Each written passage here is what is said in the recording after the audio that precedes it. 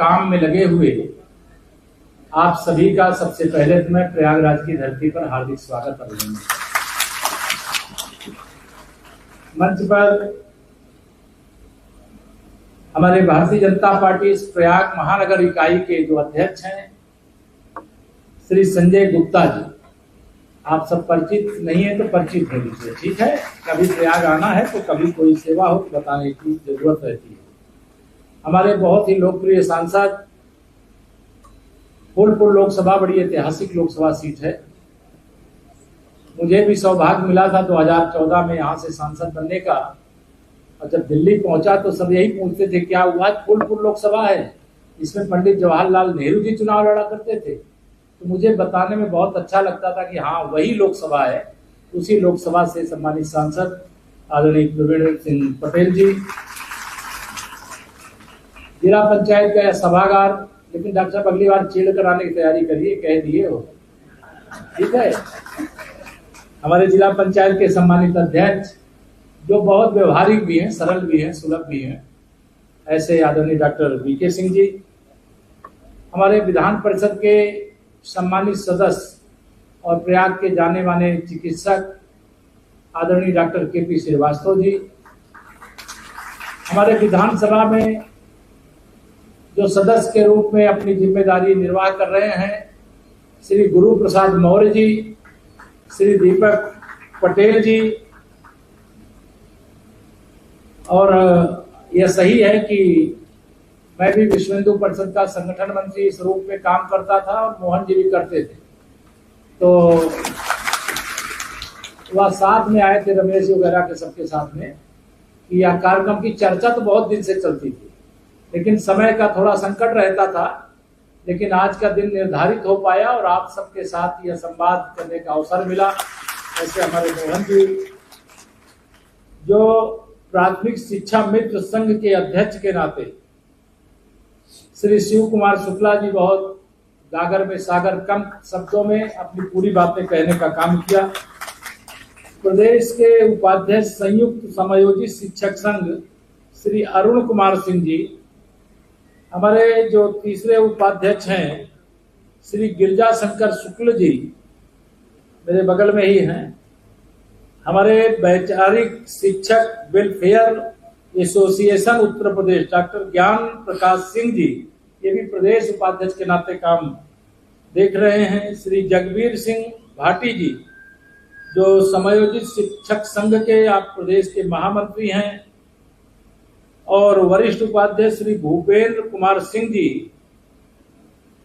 प्रदेश उपाध्यक्ष प्राथमिक शिक्षा मित्र संघ के जो मित्र संघ बनाए हुए हैं श्री अजय सिंह जी। और प्रयागराज के जो इस मंडल के अध्यक्ष रमेश चंद्र सेन जी। और हमारे जो माध्यमिक के हों, बेसिक के हों, सभी के यहाँ जो अधिकारी जिला स्तरीय और जो आपके मंडल स्तरीय अधिकारी के रूप में यहाँ सब आए हैं, उनका वह भी सब, और यहाँ उपस्थित हमारे सभी पत्रकार साथी और शिक्षक परिवार के हमारे जो साथी हैं, बहनें हैं, मैं सबका बहुत हृदय से अभिनंदन करता हूँ। और आप सबको पहले तो देखिए, जो जिम्मेदारी अगर केशव प्रसाद मौर्य यहाँ उप मुख्यमंत्री के रूप में आपके बीच में कुछ बोल रहा है, तो इसमें गुरु की सबसे बड़ी भूमिका होती है। और आपको वह दायित्व मिला है कि पता नहीं मेरे जैसे कितने लोगों का निर्माण का काम निरंतर आप कर रहे हैं। हम लोगों के जीवन का भी लक्ष्य है और सत्ता में आने का भी यही लक्ष्य है कि जो समस्याएं हैं, मांग तो बहुत रहती हैं, सब पूरा करने के बाद तो केवल वेतन देने के लिए और पेंशन देने के लिए पैसा बचेगा, बाकी तो कोई के लिए पैसा रहेगा ही नहीं। लेकिन जो जायज मांगे वह पूरी होनी चाहिए। मैं इसके पक्ष में रहता हूं और मुझे इस बात की खुशी है कि विधान परिषद में नेता सदन के नाते एक कमेटी बनी है जिसके साथ मैं हर 3 महीने में अधिकारियों के साथ बैठने का काम करता हूं। और उसमें जो शिक्षक जगत से जुड़े हुए हमारे सदस्यगण हैं, उनको भी उसमें शामिल करते हैं। और वह जब शामिल रहते हैं तो कई समस्याएं जो मैं जानता हूं वह भी वहां पर आ जाती है, और जो मैं नहीं जानता हूं शिक्षक नेता लोग जानते हैं वह भी वहां आ जाती है। तो उससे काफी समाधान हुआ है। उसी का परिणाम है कि चाहे शिक्षा मित्र हो चाहे अनुदेशक, उन सबको जो मानदेय में वृद्धि हुई है उस बैठक का ही परिणाम, उस बैठक का निष्कर्ष है। और हम सब भी सामान्य परिवार, गरीब परिवार से निकल करके राजनीति के अंदर आए हैं। अब पहले तो 35 रुपया ही था, फिर हमारी जब सरकार आई तब उसे 10,000 किया गया, लेकिन 10,000 भी है और 11 महीने 1,10,000। कोई गंभीर बीमारी हो जाए तो 1,10,000 क्या 2,20,000 भी खर्चा हो जाता। भगवान सही प्रार्थना आपको कोई बीमारी ना हो। तो ऐसी समस्याएं थी। तो पहला तो सरकार ने आदरणीय योगी आदित्यनाथ जी के नेतृत्व में जो हमारी कैबिनेट की बैठक हुई, उस बैठक में यह निर्णय लिया गया कि हमारे जो शिक्षा मित्र हैं, जो अनुदेशक हैं, उनके मानदेय में वृद्धि करना। फिर मानदेय में वृद्धि करने का फैसला हो गया। तो दूसरा जो सबसे आवश्यक निर्णय था वह चाहे शिक्षक हो, चाहे शिक्षा मित्र हो, चाहे अनुदेशक हो, और चाहे विद्यालय में सेवा प्रदान करने वाले कोई सफाई कर्मी से लेकर के रसोईया तक को, सबको 5 लाख रुपए तक की कैशलेस इलाज की सुविधा की घोषणा करने का काम। और जब घोषणा हुई तो उसको हम लोगों ने धरातल पे लागू कर दिया। आप लोगों को शासनादेश की कॉपी मिल भी गई होगी, मैं जानता हूं। इसमें अभी जो मुझे ये ज्ञापन दिया गया था उसमें सारे शासनादेश की कॉपी लगी हुई।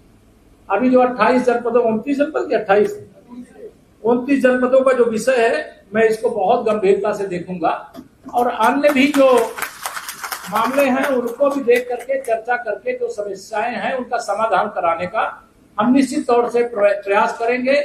आपको आश्वस्त करना चाहेंगे। आप सबका दायित्व बहुत बड़ा। एक शिक्षक के रूप में जहां आप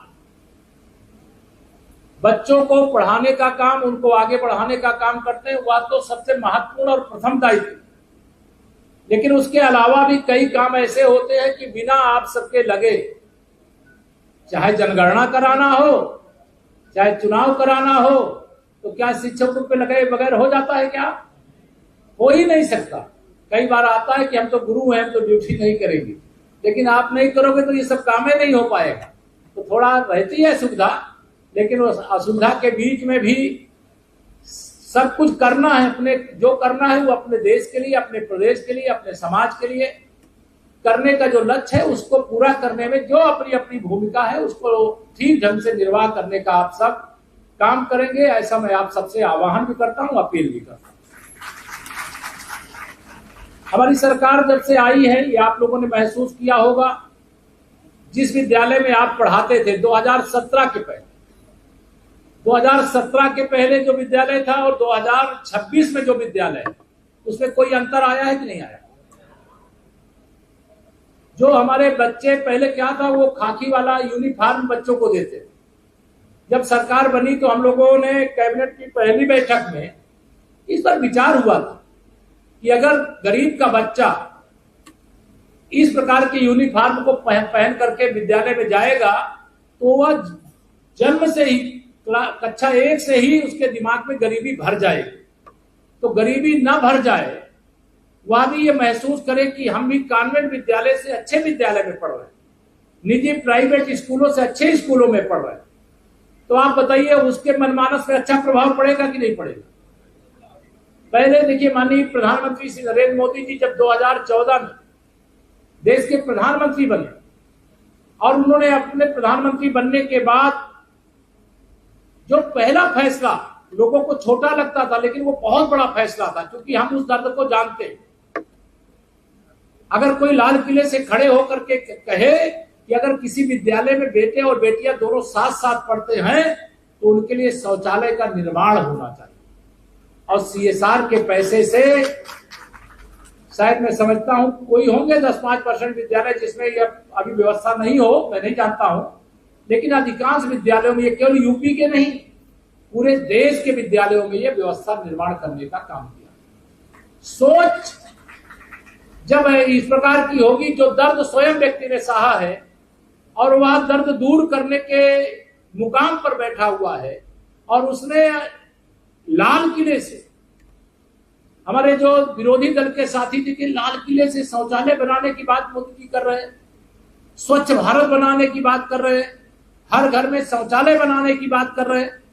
उनको छोटी बात लगती होगी, लेकिन जो छोटी व्यवस्थाओं में जी करके बड़े स्थान पर पहुंचा है, उसके लिए यही बड़ी बात थी, और यह बड़ी बात को उन्होंने जमीन पर उतार करके दिखाने का काम किया। यह एक बड़ी उपलब्धि। ऐसे और भी बहुत सारे गरीब कल्याण के काम हुए। आप सब शिक्षक हैं, शिक्षा मित्र हैं, आप सब कुछ जानते हैं, इसलिए आपके सामने मैं वर्णन करूं तो मुझे लगेगा कि वो छोटा। आप सबसे ये आह्वान जरूर करूंगा, अपील जरूर करूंगा। 2014 में हमारी देश में सरकार बनी। आप पूरी ईमानदारी से पक्षपात किए बगैर बताना, 2014 और 2026 के बीच में देश के हालात सुधरे हैं कि नहीं सुधरे?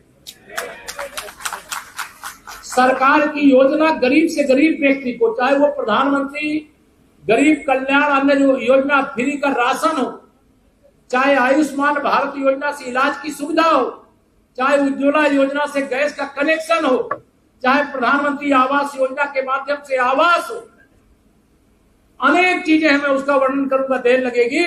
लेकिन जब से केंद्र में माननीय प्रधानमंत्री श्री नरेंद्र मोदी जी के नेतृत्व में सरकार बनी, तब से लगातार पूरे देश के अंदर 4 करोड़ से अधिक गरीबों को पक्का घर बना करके देने का काम पूरा हो चुका है, और 3 करोड़ और देने की शुरुआत हो चुकी है। आप समझिए, एक कमल का बटन दबाया तो 7 करोड़ गरीबों को पक्का घर मिला। 7 करोड़ गरीबों को। जब से उत्तर प्रदेश में हमारी सरकार बनी है, आप तो शिक्षक के नाते अपनी, चाहे शिक्षा मित्र के रूप में, चाहे शिक्षक के रूप में, अपने दायित्व का निर्वहन कर। लेकिन आप बताइए, 2017 में जब से आदरणीय योगी आदित्यनाथ जी के नेतृत्व में भारतीय जनता पार्टी की सरकार प्रदेश में आई, तब से सुधार आपको दिखा है कि नहीं दिखा? दोनों हाथ रख बताओ, दिखा है कि नहीं दिखा? दिखा। और यह तमाम विपरीत परिस्थितियों में यह करके देने का काम किया। कानून व्यवस्था सुधरी है कि नहीं सुधरी? अपराधी और माफिया गुंडे डरते हैं कि नहीं डरते हैं? ये जो बदलाव आया, उस बदलाव का एकमात्र कारण है कि अगर प्रदेश की और देश की जनता ने आशीर्वाद नहीं दिया होता, तो शायद देश में और प्रदेश में, जिसे हम डबल इंजन सरकार कहते हैं, यह सरकार नहीं बन पाती। अब 2027 भी आ रहा है, उसकी चर्चा करने का यह मंच नहीं है। लेकिन अगर एक राजनीतिक दल के कार्यकर्ता के नाते आपके बीच में यह बात नहीं डालूंगा, तो मुझे लगेगा कि मैं अपनी बात अधूरी छोड़ करके गया। आप सब विचार करिएगा यहां से जाने के लिए। जो आए हैं उनका स्वागत है, जो नहीं आए उनके बीच में भी चर्चा करिए। अगर लगे कि आदरणीय मोदी जी और आदरणीय योगी जी के नेतृत्व में डबल इंजन की सरकार ने सबका साथ, सबका विकास किया है, तो 2027 में फिर से आशीर्वाद देने और दिलाने का काम करेंगे। अभी एक चुनाव और आने वाला, जो एमएलसी होते स्नातक क्षेत्र, आप सब चूंकि उसमें से अधिकांश लोग मतदाता भी होंगे, है ना? अभी वो भी आएगा चुनाव। अब वह चुनाव आएगा तो आप आज का जो प्रबुद्ध मतदाता है, वह जातिवाद से ऊपर उठ गया है भाई बहन, बहुत ऊपर उठ गया। उसको समझ में आता है कि किसको जिताने से फायदा है और किसको हराने से फायदा है, यह वह सब अच्छी तरीके से समझते हैं। इसलिए मैं आप सबसे बस इतना ही आह्वान करके जाऊंगा। तीसरी बात तो आप सब जानते हैं कि जहां भारतीय जनता पार्टी की एक बार सरकार बनती है, वहां बार बार बनती है, लेकिन तीसरी बार तो जरूर बनती है। मैं तो स्वयं आश्चर्यचकित था, लेकिन जनता का जो समर्थन मिल रहा था, उससे विश्वास हो रहा था हम लोग कभी पश्चिम बंगाल में सरकार बना लेंगे, ये हमने सोचा नहीं था। लेकिन आज वहां भी सरकार हमारी बनी। बहुत व्यक्तिगत जीवन में, जैसे अयोध्या में श्री रामलला के जन्म स्थान पर मंदिर निर्माण को लेकर के हम आंदोलन का हिस्सा सोचते थे कि कभी रामलला का मंदिर बनेगा भी कि नहीं बनेगा। नारे जरूर लगाते थे कि रामलला हम आएंगे, मंदिर वहीं बनाएंगे। लेकिन आज हम वह रामलला का भव्य मंदिर अपनी आंखों से देख पा रहे 500 साल बाद बन करके तैयार। जम्मू कश्मीर 370